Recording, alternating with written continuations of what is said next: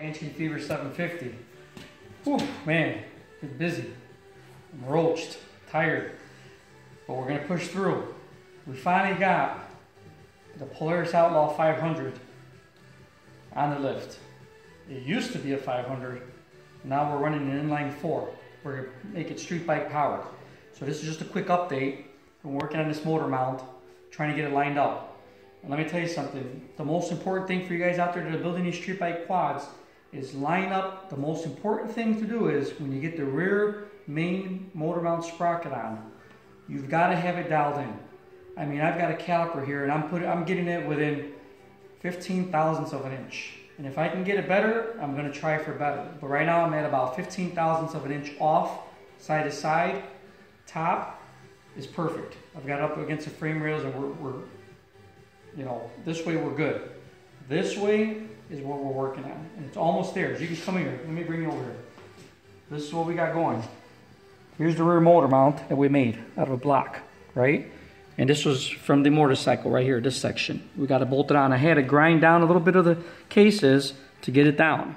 And right now it's loose on here, you can see it. And I've got a position for weld, but it's not quite there yet. We're almost there. So you want to come walk around this side. And you see we got the string line out, right? So you got to clean a spot on your chain, and then when you're pulling here, you have somebody hold the string line here, and when it touches here, then you better make sure you're touching over here up in front. You got a shot of that? Okay, see that? So when I'm lining it up, as soon as it touches the front of the rear sprocket, it should be touching front and back here.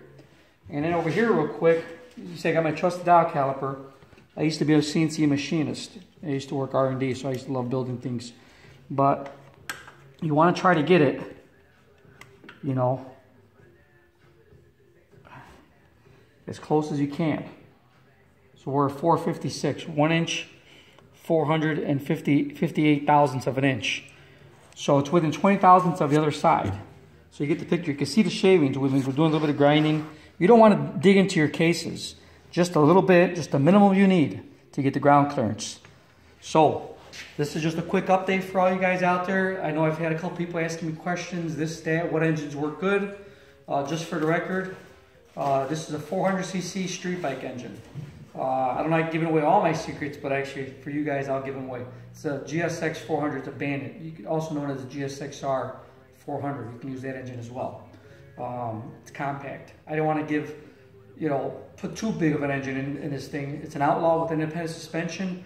Power is nothing without control. You got to have control. This is going to be a trail quad. This isn't a, you know, 150 horsepower dooner. This we're building is for the balance. This is my 4th street bike build, and I'm thinking this is going to be the best one. You know, you don't always have to have a 1000cc engine, a 1400. You can do that. You can put a V8 in here.